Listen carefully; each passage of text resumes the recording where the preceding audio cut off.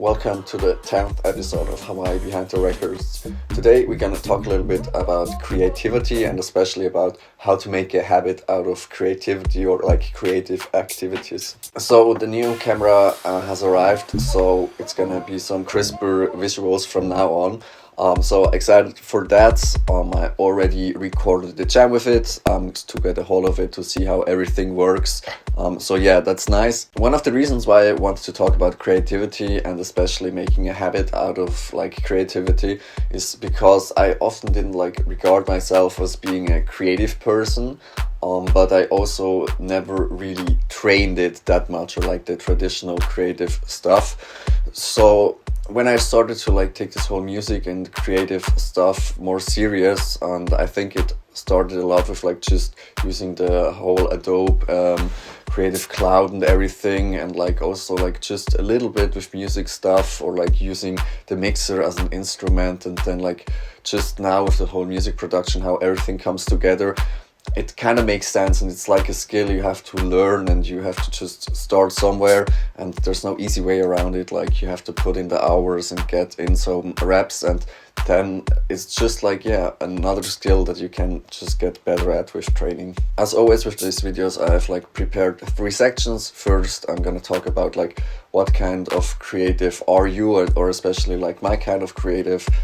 Then I talk about habits, like how can you recognize patterns or habits and use them for like new habits. In the end, I'm gonna talk about like how to implement new creative habits, especially like just keep it simple and like achievable, keep persistent, and also like do stuff that you like. So first I'm gonna talk about like what kind of creative I am, especially.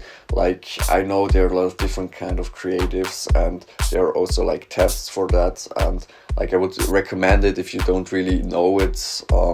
Like I've seen some different tests or like evaluations over my time, especially in my studies, and also like with like private research, and then sometimes everything gets a little bit meshed, and then I can't really say what a specific theory is. I would have to look it up, and as you know, I don't really like preparing stuff, so I didn't really look it up. But like there are people that are creative with doing stuff, they like just have to experience a lot, or like more people that just have to read about it, and yeah, just like a little bit that stuff. Also like, are you more learning with like hearing or like seeing stuff?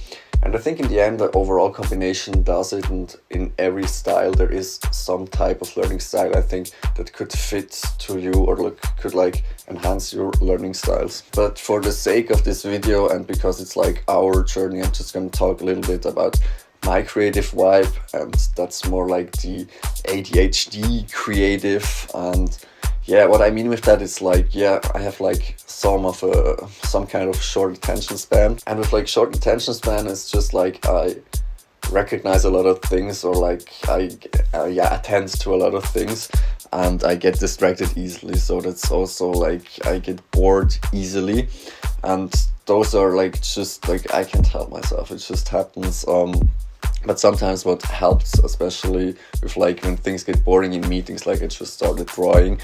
And also with the whole drawing, I see this whole creativity as a skill, because like in the beginning when I was like sketching, it wasn't that good, but then I started just like focusing a little bit more how I wanted to draw it, like how it's gonna work out, repeat like the same patterns a little bit.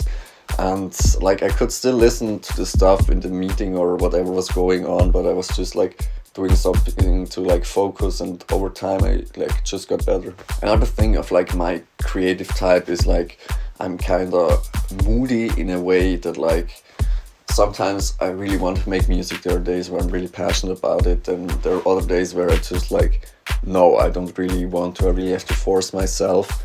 And yeah, that's with a lot of things. Like if I'm in the right mindset, like I do it, I'm happy doing it, but like at other times I don't really want to do it, and I easily find ways to not do stuff. That's especially also with like finishing tracks. Like I enjoy just doing a beat, but like finishing a whole track that is a real track, that's just like, yeah, a little bit difficult, or like I have struggled with that. Like I'm rarely in a mood to like finish tracks, but yeah, we're working on that. Another issue with like the whole finishing of tracks is that I'm kind of like perfectionist.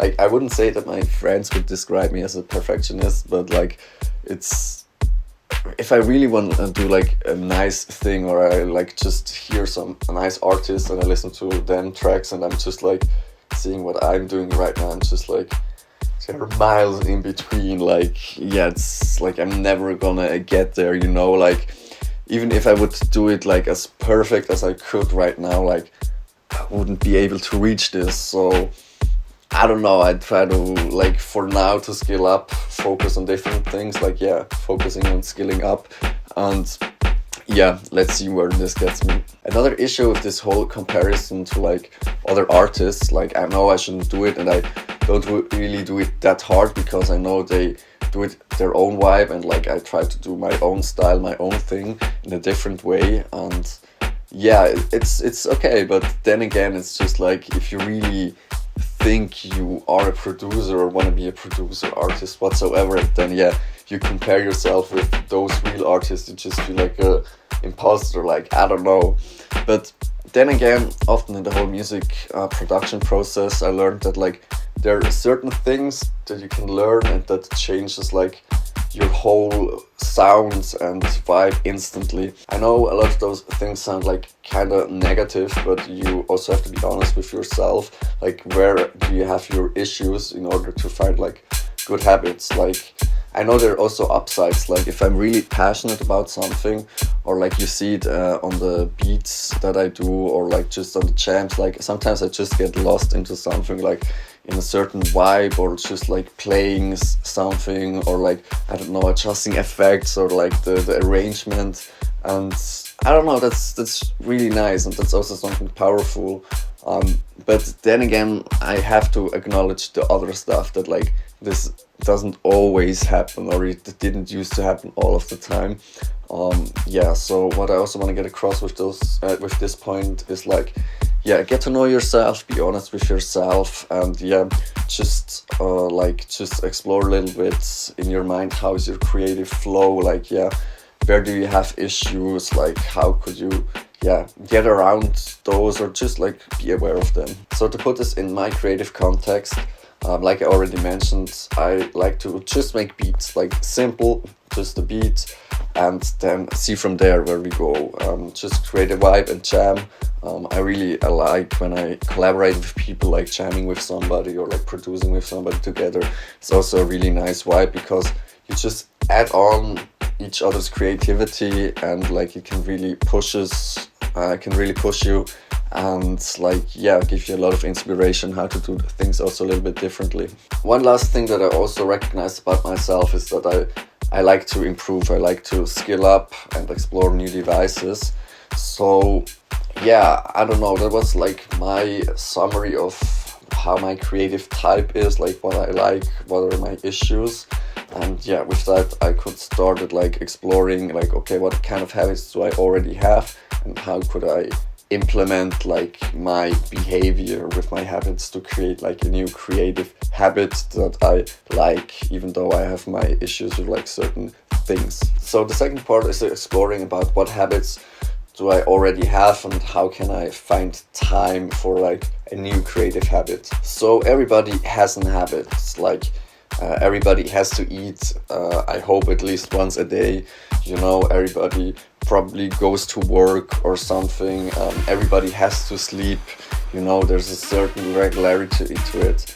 Most people have something else, like working out, or like just me time, or like watching TV, playing video games, and you will see that there are some habits that you find time for. It could also be like just finding time to hang out with your friends or like something, and just examine that a little bit. Okay, here I have like 1 or 2 hours that I spend like every week, or this is something that I do like for 15-30 minutes every day, and like just explore a little bit, how do you find time for that, and like why do you find time for that. Like you don't really have time, you take it for certain things, and everybody only has 24 hours every day, and you have to see how you want to use that. And I think most of the time, if you see a little bit, there is just some time around that you could use a little bit differently. If you see like your habits or like certain patterns that you have, you can really start to extract, okay,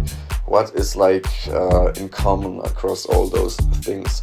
Like, is there something that like combines everything? For example, like eating and sleeping, this is like most of the time your body at a certain point will tell you, if you listen to it, like eat or sleep, you know. And there are like other hobbies, maybe like the gym, that makes you feel really good afterwards, or that you have a community with people that you meet up. And then you see, okay, there are just some things that I do like every week, every day, or like every month. And yeah, for that I can find time, and like, why is it like that? And could I also maybe find time for something else? Like, I'm a person that likes to chill and likes to have a lot of like me time, or like needs a certain time to like recharge the social battery. And then like I just realized, okay, like every day I watch a certain amount of like anime or like YouTube videos, just like to chill, to decompress a little bit. And like those are 1-2 hours, and like sometimes it gets a little bit longer. It's just like not unused, but it's like you could also do something else besides that, or something to add on to that. Like, I saw a video from, I think, tldr, where he was trying to learn the piano, and he got from someone the tip that you should, like, when you watch TV or something, that you just play the chords. And like he did it with like watching an anime. Then I was like, okay, I also watch anime, like why not take the piano and just play the chords a little bit to get used to it. And like I started doing it, and I don't know, if an anime is good and you watch for like 2-3 hours and you have the time to do that, and you just play the chords along to it, like it really gets into the muscle memory. So that really helped. And especially when I was learning to play the bass, I really did that often, like just watching some anime and like playing the bass a little bit, from time to time watching some YouTube tutorials or videos with some exercises, and then again just like playing and watching anime. Another good thing with that is that like most of the time, if you watch a lot of TV or anime, you feel that you're kind of not doing something productive, you know. But if you learn a new instrument and get like better at it, you feel like more productive, and then like, I don't know, you can morally justify a little bit more to watch like just long hours of like anime and like just playing something. Like, I don't know, that's chill. So the last thing that I want to tackle in this video is like how to start a new creative habit. So if you know yourself a little bit and know your patterns, you can start to form new creative habits. So what I recognized with me was that like, okay, I was watching anime daily, or just having me time or time to decompress socially, and then I could, instead of like doing this for like 2 hours, like do it for like 1 hour, and then also do a beat for an hour. Because most of the time I enjoy doing a beat and it's also chill, but like I just needed to carve out some space to like do it regularly and also daily. And like I remember in the beginning the beats took up like 30 minutes up to an hour, like just to get sometimes just some bass drums. But I started playing around with some effects, or like just figuring out the device and getting lost. And like it's easy that you just like, especially me, if I can get lost, that I just 30 minutes are gone without me really recognizing it. I think a common issue is that people underestimate how much work things take in the beginning. Like, I just wanted to do a simple beat, and like I already mentioned, like it took me sometimes 30-60 minutes just to get something that I was also a little bit happy with, you know, and also like to just have a little bit time to explore something, to make it sound like a little bit also unique and not just like a sample pack or a kit you loaded up. The good news is that after a while it will get easier. Like how you imagine it is in the beginning, most of the time, like after some iterations it will be like that, because you know what to do, you have certain like standard operation procedures that you can go through, or workflows, and then it's chill. And the good thing is, like, the longer you keep doing the thing, the better you get at it. Like right now I can be done in a beat beat in like 5 minutes, and that really helped when things got a little bit more stressful. Then I could just like do the daily beats while I was cooking or eating something, just to like have the consistency and like keep getting better at it, and just having the music in the mind every day. Another thing that also goes into this is like, don't be a bot. Make like achievable goals, because most of the time if you ask like ChatGPT to give you like a plan or like a schedule on how to do something, like it will give you a plan, but it's like really difficult to make. Like you would need a lot of resources and skills and a lot of people, and like all of your time would be just committed to that. And to be real, that's not how real life is for most people. Like you have a life that you have to kind of sustain, or like have to have a job or something, or have some money just to be able like to do all that, and also to have the time to like skill up to be able to do that, and have the skills to do some tracks, have some tracks ready and all that stuff. In the Off The Recordz podcast from Crossfader a few weeks ago, they also like talked about a kind of 60 days challenge to become a successful DJ, where they laid out like kind of a plan what you need to do, what you need to do to be successful or play a festival or something like that in 60 days. And like, no front, but I think he asked ChatGPT to do that. I mean, right now everybody is kind of using ChatGPT for everything, so it also makes sense. But it's also like, if you would need a video to present yourself, would need some tracks, and would need some like video sets, and it's just like a lot of things that you have to like learn over time. Like somebody that's just starting can't do that in 60 days, or like it would be really, really difficult. That's now more from the point of view of like somebody just getting started. If you're in the game for like already 15-20 years and you kind of just want to go for it and push your account, I think then it's a good rollout plan. But then again, the whole content production is a thing for itself, like to just be able to post so many things and have good content.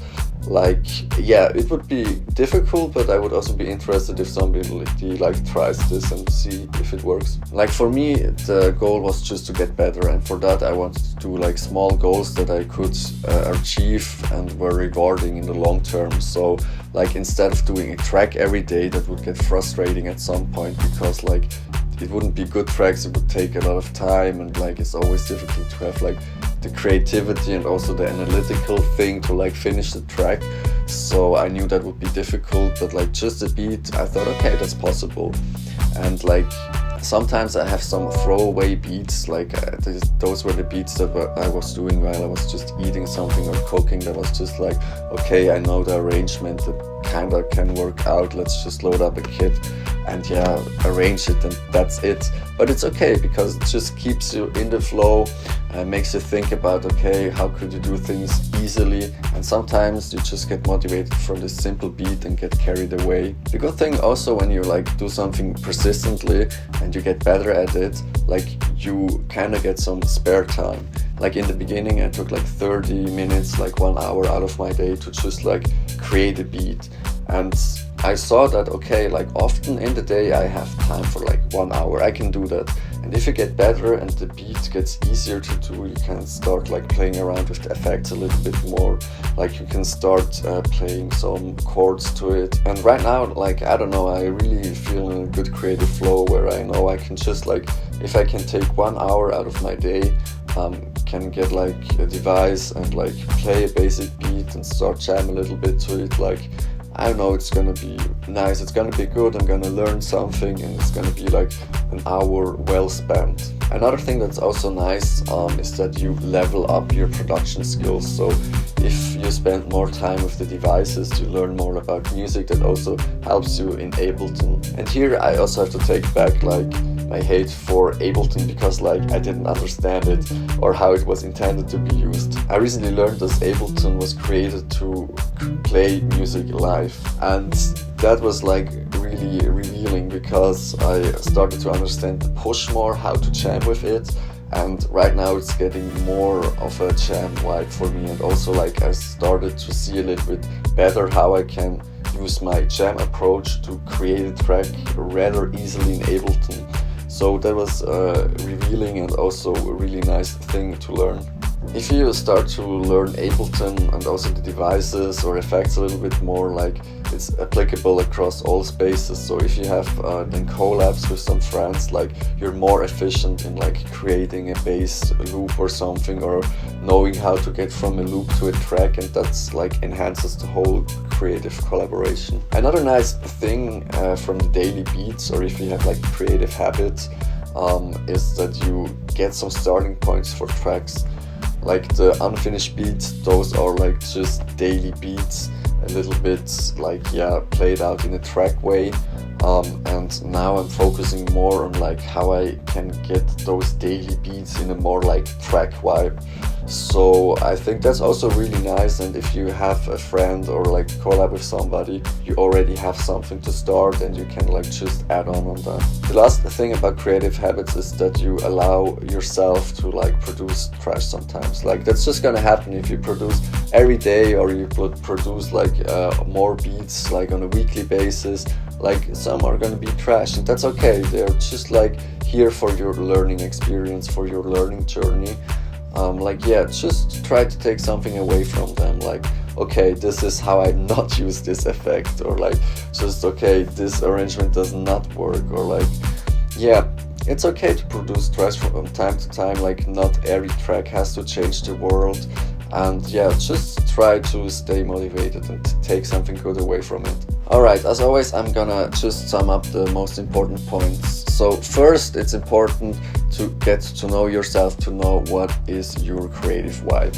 Like in this video I talked a lot about my creative vibe and type, but like everybody's different, and that's really nice. Like it adds on to the overall sonic creativity, and like it's also inspiring to see how other people approach music, and you can always learn something from that. The second part was about exploring your habits, and especially like your creative habits, and then figuring out, okay, what do those habits have in common, and how could I like use those takeaways to create a new creative habit. The last part was about keeping simple and achievable goals that you can like do persistently. You're no bot, you're human. Like you're gonna have some bad days, and you're gonna produce some trash, and like just get it out of the system. It's okay, it's part of the journey, and it's what's gonna make you unique. For me, the daily beats were like my unique form of laziness. Like I knew I wanted to do something daily, but I didn't want to do like whole tracks or like put too much pressure on me. So I like just started doing simple beats, and like it really inspired me, or like at certain days it really gets me inspired, and then I just start to jam. And it's really nice to like form a habit that can like kind of inspire you persistently on a daily basis, and be able to just like create jam like I did up here, and just to have some fun and create nice music. I don't know, like this video was a lot about like my creative habits. I hoped somebody might get inspired from it or learn something from it, and I hope the others could like kind of enjoy my jam up there that was also inspired by a daily beat. That's that for this week. Next week we're gonna talk about finding your equipment, or more specifically how I found my equipment, what I was looking for, and what are like the specifications I look for. And so I hope you all stay healthy, have a nice week, and see you next week. Bye!